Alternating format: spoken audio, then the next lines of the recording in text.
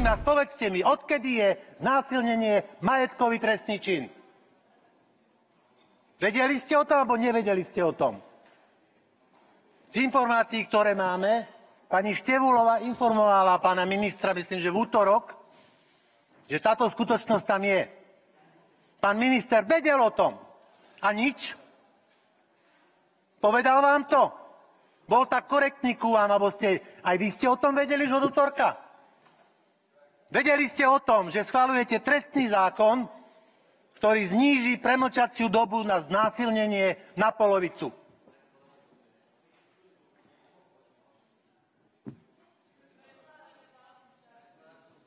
Áno. El komandante, nemáte tu tohoto, jak sa volá? Čas, poprosím.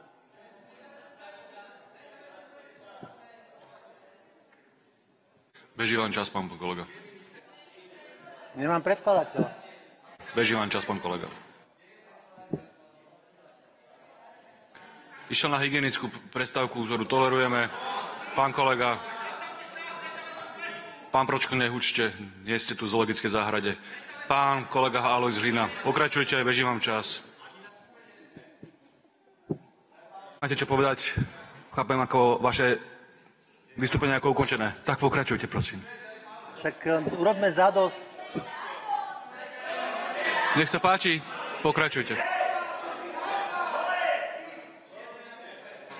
Druhýkrát vás upozorňujem o kľud v rokovacej sále, pani Ciganíková. Správajte sa ako dospelá žena. Prosím vás, obujte sa. Preboha.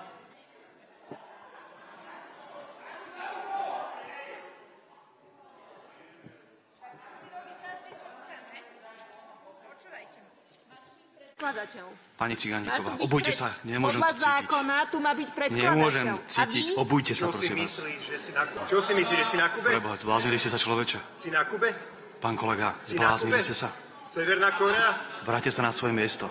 Si na Kube? Metelesku, Blesku, Matovič. Predkladateľ. Odíďte.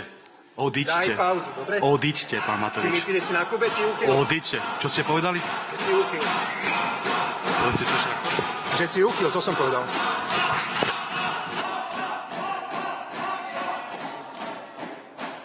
Pán predsedajúci, na vás žiadam druhýkrát, aby ste mi zastavili a vrátili čas. Nemáte tu predkladateľa. Prosím vás, rešpektujte to. Pán Hlina, beží vám stále čas.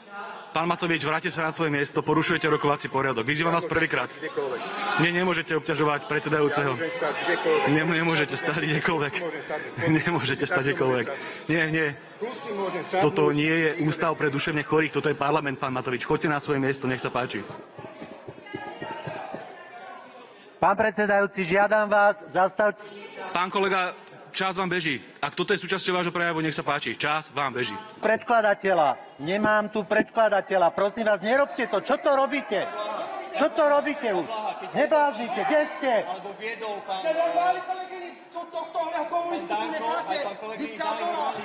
Nebláznite. Už ste to mohli mať za sebou. Žiadam zastaviť a vrátiť čas. Žiadam zastaviť a vrátiť čas. Máte úplnú pravdu, že ich hanba nefacká. Že ich hanba nefacká, že umožňujú pedofilom znásilňovať deti, že umožňujú zlodejom ešte viac a beztrestne kradnúť a bielým golierom umožňujú beztrestne korumpovať.